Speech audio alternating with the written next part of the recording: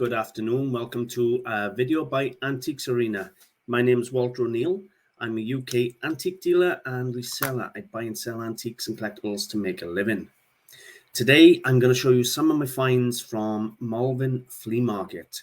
Drove up there this week and, well, I filled the car. Spent quite a bit of money, filled the car, bought some things that I absolutely love. And I'm going to take a few videos to share them with you. Select some of the nicer pieces for each video. So, shall we get started for today's video? I've got a couple of really nice pieces to share with you. So, let's get started. First of all, I have a very cute little mid-18th century, 1740s to 1750 English drinking glass. Beautiful sound. This has a nice bladed nope, conical foot with a fold. And this fold over the rim here is stopped 1740 to 1750. Nice little engraved bowl. So we know this one dates prior to 1750, more likely 1740. A beautiful drinking glass. No chips, no cracks.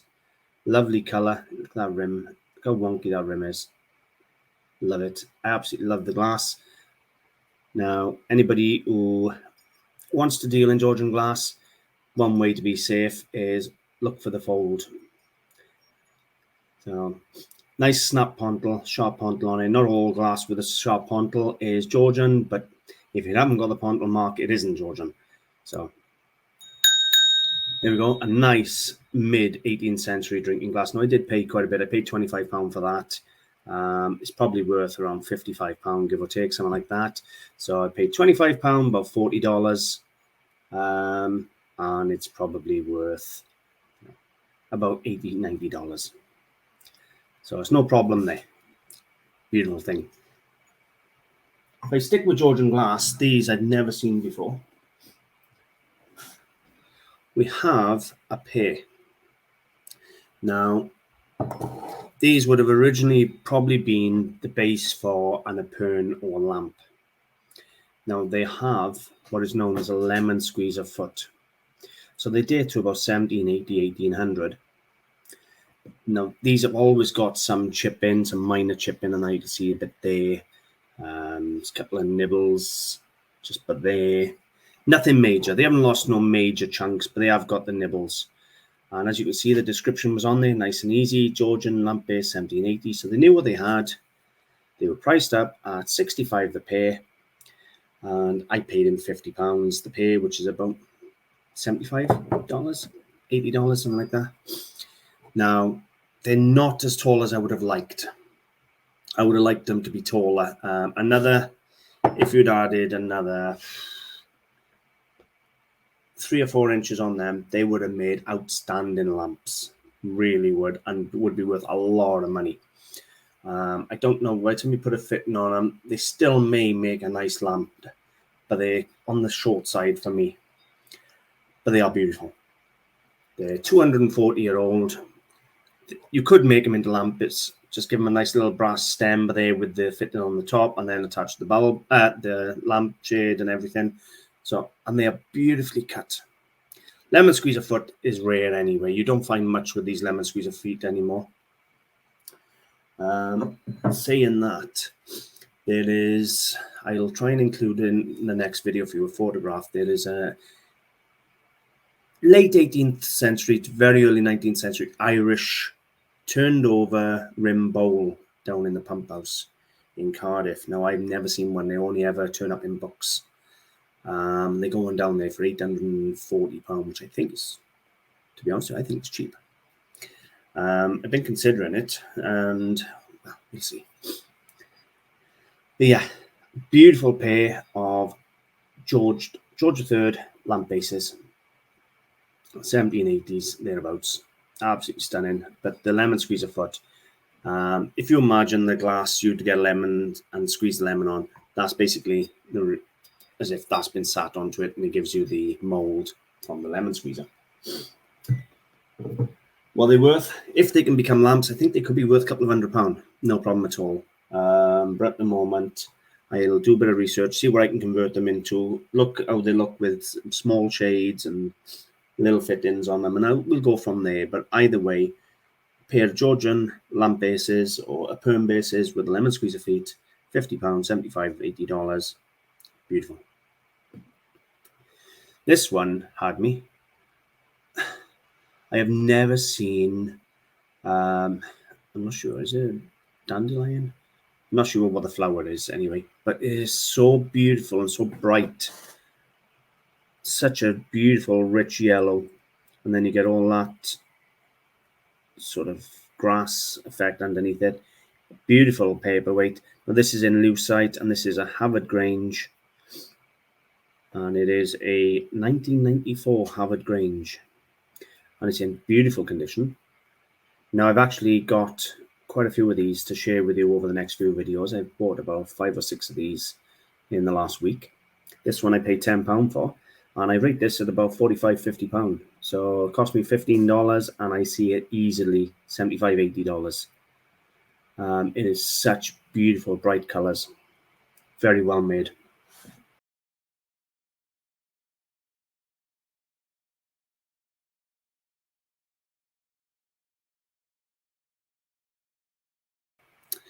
These are only lucite, but I've told you time and time again, a tip for the lucite paperweights, because people think they're plastic, they think there's no value to them, and they are good money. Next, I bought a couple of 18th century Chinese plates. So this is the first of the plates. Now, I think this could be Yongchen. However, it's more than likely going to be early Qinglong. So you're talking 1730, 1740, something like that. Now, if you look at this sort of sprig on the back here, it's very sparse, so it's coming right to the end. The more decoration you have on the back, the earlier the plate. This is coming right to the end, because into the Qinglong period, the backs were plain. So it's really close there to the end of the Yongchen and early Qinglong. So 1730, 1740. So, you know, you're talking over 200-year-old. Beautiful hand-painted porcelain plate. Now this one has no chips, no cracks. Look at that beautiful color of that porcelain. And this one owes me £20 sterling, which is about $30. Absolutely beautiful. That's like 10 pence a year. You know. So I had that one. I've had a few others as well, which I'll share with you in another video. And then I had this one, which is absolutely stunning. This one, I think, is Yongchen, if not a bit earlier, even possibly late Kangxi. So this one, I think, is around 1710, 1720, something like that. Beautiful, beautiful plate. I think that's the Amari, Chinese Amari pattern and colors. This one does have some damage, unfortunately. It's got some chipping on the end there, quite a bit of chipping there, as you can see. And it's lost a little section, very small section, but there, about the size of my fingernail. However, he only charged me £5. Now, again, the backs are not heavily decorated, but it is more than that sprig, as you can see, so it is a bit earlier. It also has a Chinese shop mark. So really, really nice. I wasn't going to leave it there for a £5. I still rate that, even with them bits of damage, it is still a beautiful, beautiful early 18th century Chinese porcelain plate. And I put it on the wall and enjoy myself if I couldn't sell it. Cost me a £5, so about $7.50 for a plate that is 300-year-old. 300-year-old. And the other one there, 280, something like that. 1730, 1740, so you got 260, about 280-year-old. So you're talking about 280-year-old there, and you're talking about 300-year-old there. Take a look at the difference on the decoration on the back. You can see there is a distinct difference. They've also added a bit of color to this, the back of this. But I do see some of the early, you know, Kangxi and Yongchen pieces, the entire back is painted in floral. But two beautiful, beautiful pieces there. Just carefully putting them down. But yeah, £25 for the two. that was a gift. Really, really was. Now, the gentleman had it was house clearance turned up, and he had quite a bit of Chinese. I started picking it up at the beginning when he was unpacking in Malvern, and there was hundreds of people around. And to be honest with you, he had quite an attitude. He said, put it all down and come back when I've unpacked. By the time I put it down, because he wouldn't give prices, by the time I put it down, a lot of it had already gone. There was other people there just snatching up and refusing to put it down. So I just walked away. I went back and I found 4 pieces that hadn't been found in the box. I'll show you the other 2 another day. If I stick with a bit of porcelain, next we have this hand-painted armorial vase. Now I did consider should it have a lid, but it's gilded around the top and it has this gilding here, so I'm presuming it is just a vase, not a ginger jar. Beautifully painted, and it stands out a mile. It is Samson porcelain. It has a pseudo mark on the base. So we have a Samson porcelain hand-painted vase. Cost me £12.50, so it's about $20, and should be worth something £50–60, no problem at all.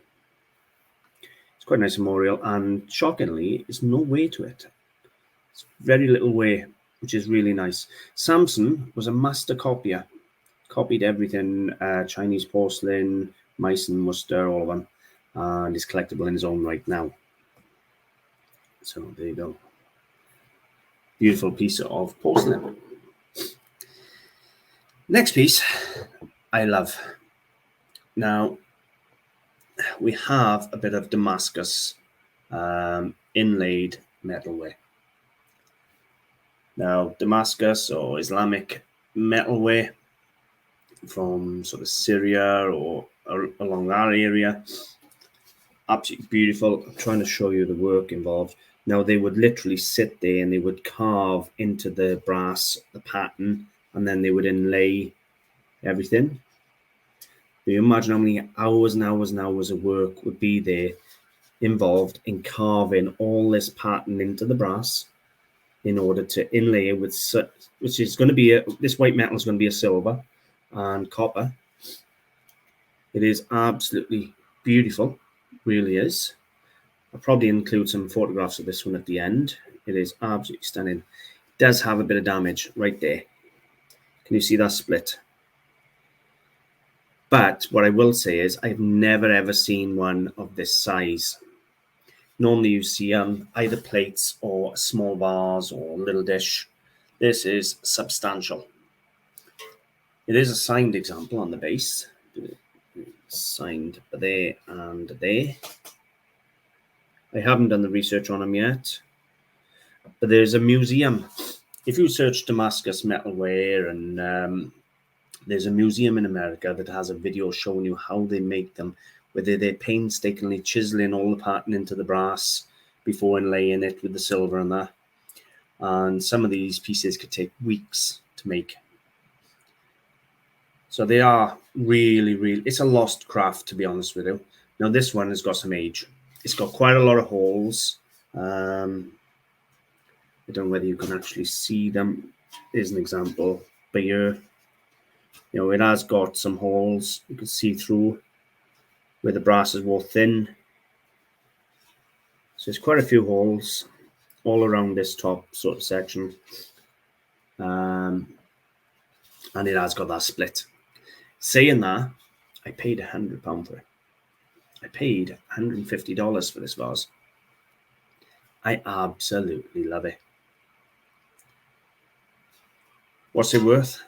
Without doing the research, I don't know. But I can tell you now, I got to get it deciphered. All this is actually handwriting. This is somebody's actually wrote it on and then carved it in and inlaid it. So that's somebody's handwriting, that is. And normally these would have passages from the Quran, or they'd have messages of love and good luck and be given as a wedding gift, things like that. I need to get someone to read it. Date-wise, I think it's certainly 19th century, comfortably 19th century. It's beautiful quality. It's not as thick as I would have liked. It's quite a thin brass body to it, but it is absolutely exquisite. And I love this pattern with all the copper on it. It's quite something. A lot of work gone into it, to be totally honest with you. Look at that. So yeah, I've paid a hefty ticket for it, but you know what? I saw it and I weren't coming home without it. I'm going to show you Damascus Metalwork now.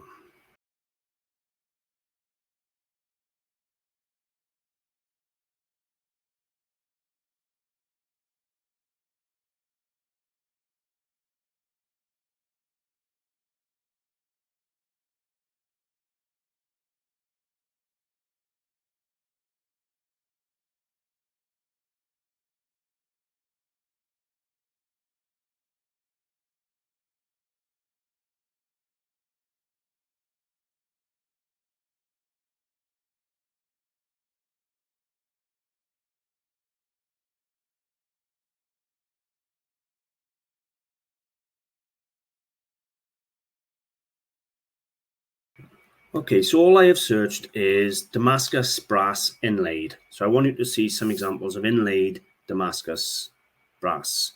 We'll see quickly if we can find something similar to what I got.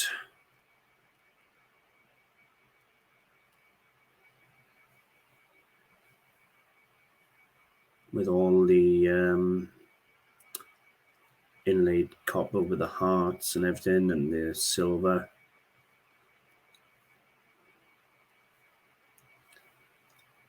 I've also got a large piece, so it's got to be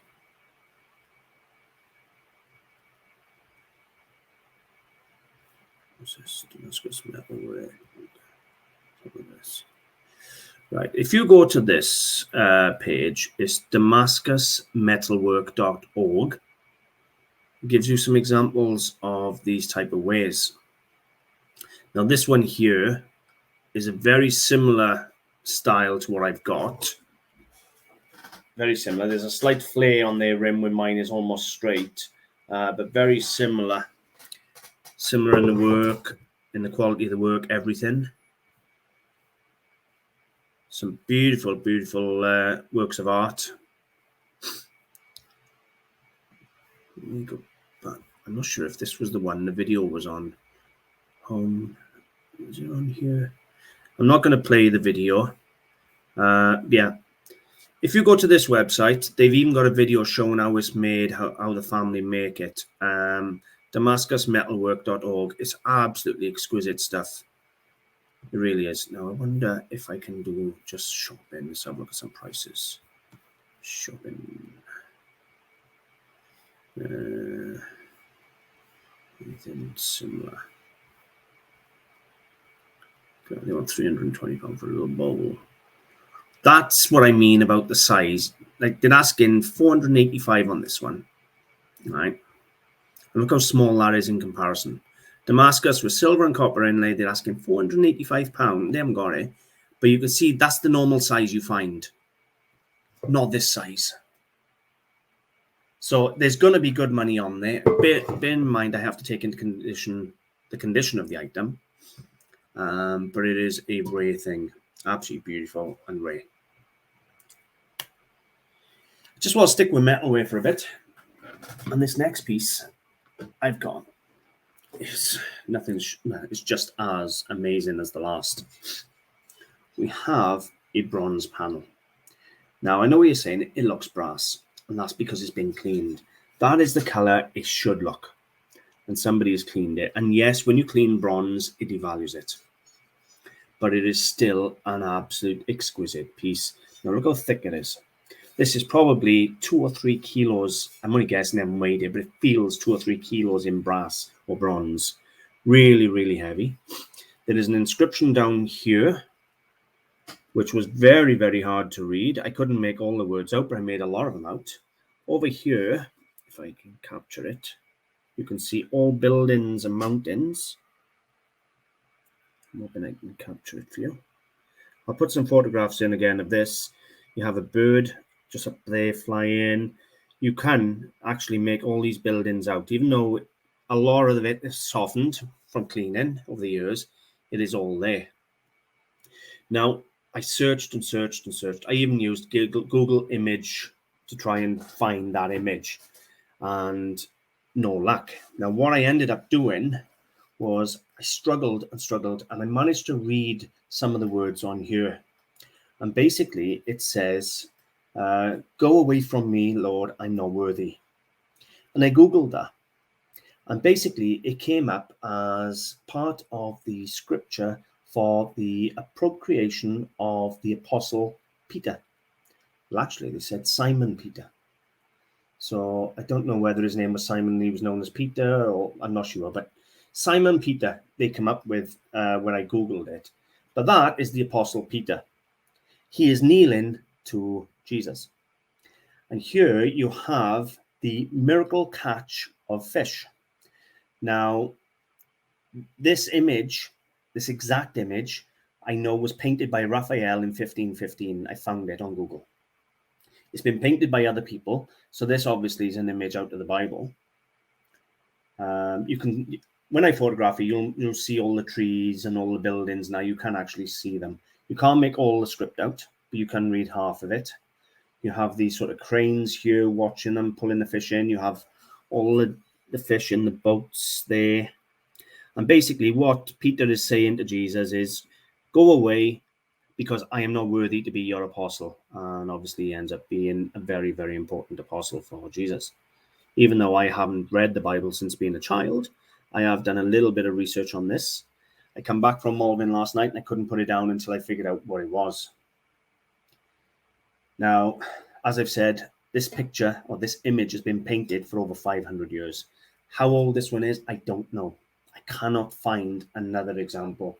However, what I will say looking at it, I'm thinking it's probably 18th or 19th century, possibly 18th. It's been very, very cleaned over the years. Brass or bronze or brass, whatever you want to call it, it's got a beautiful color and beautiful finish to it. And even though a lot of the details have softened, you can still make out the beards, the crown there on Jesus' head, all the face of the fish, everything. It's all there. You can even make out the muscles on the men who are bending over, pulling in the net out the water. Really is quite something. Now, I'm not religious by any means, and I didn't buy it as a religious artifact because I wasn't sure what it was. As I said, I'll put some photographs in for you. I bought it as a thing of beauty because I absolutely love it. I think it's a work of art. I just happened to find the storyline behind it afterwards. I paid £50, $75. What do I think it's worth? I don't know yet, but I know for a fact it's going to be probably a couple of £100 more, north of a couple of £100. I think it's absolutely amazing, and it's going to look amazing on the website. I'll show you some of the images I found now. Bear with me.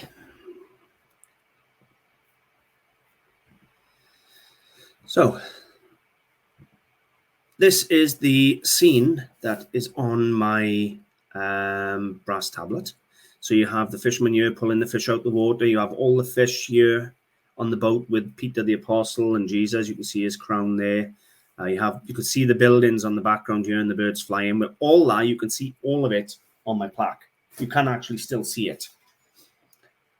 Even though the details have softened a bit, it is all still there. That is the exact identical image I have on my panel. And if you look to the bottom left corner of the screen, my left anyway, as I'm looking at it, it says Raphael 1515. So I don't know if he was the first to paint this image or he copied the original image or what, I don't know, but as many people have copied it since.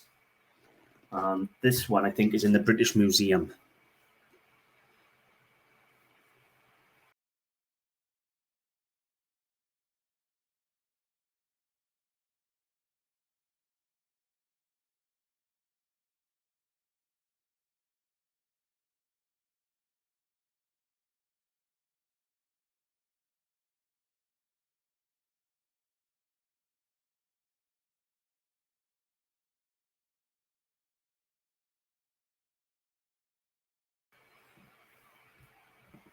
So that was quite a a beautiful find, to be totally honest with you. Really unusual.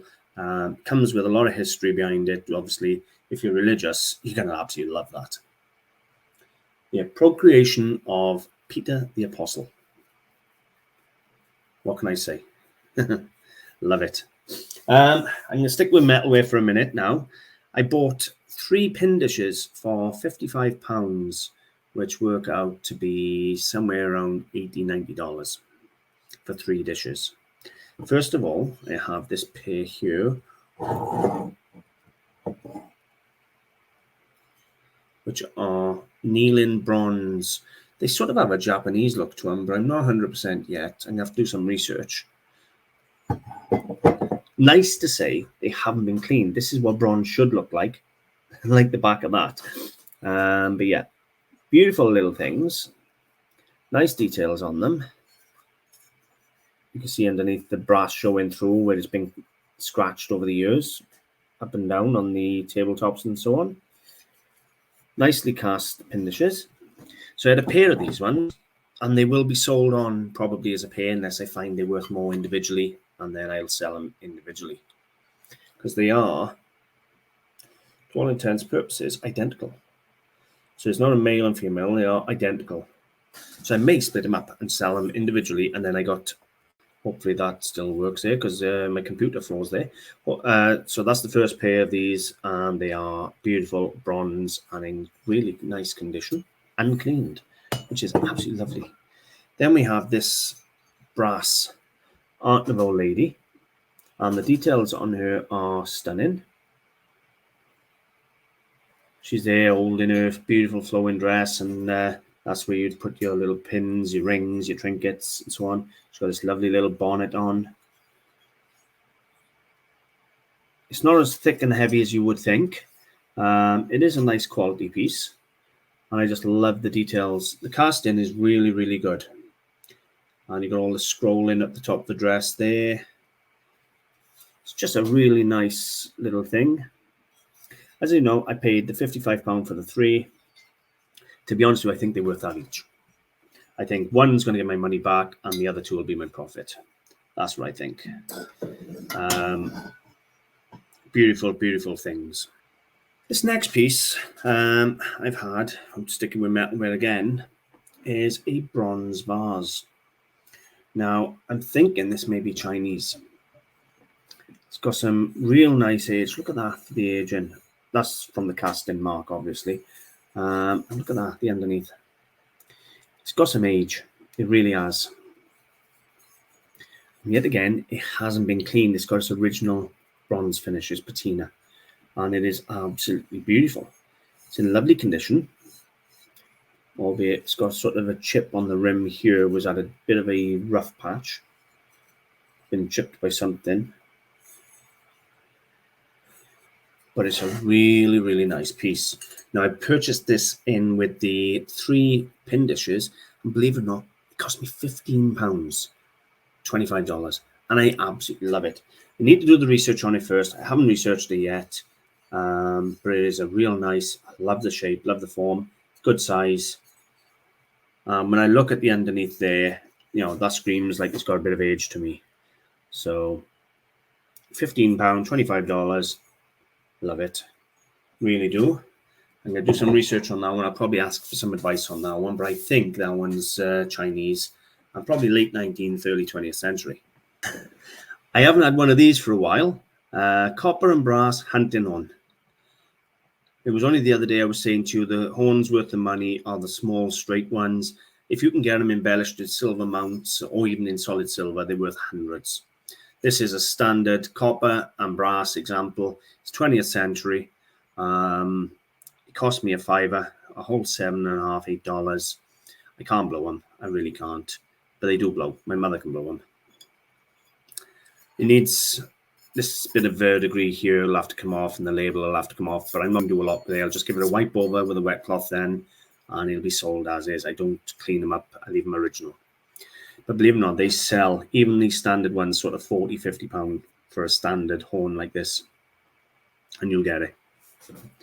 So that, again, as you can see, I've had quite a bit of metalware. I've had glass, metalware, and porcelain.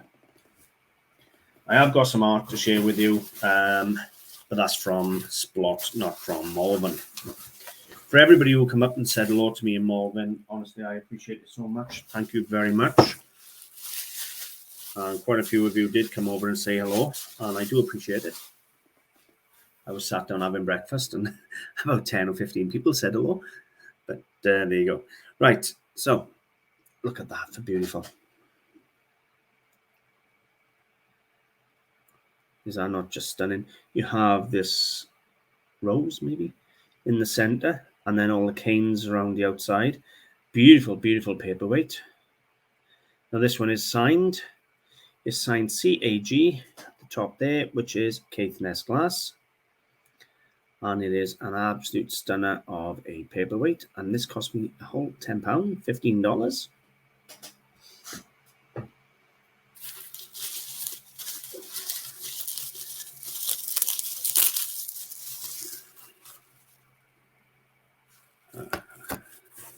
That's 2 paperweights here. I'm going to research those and put those into the next film for you.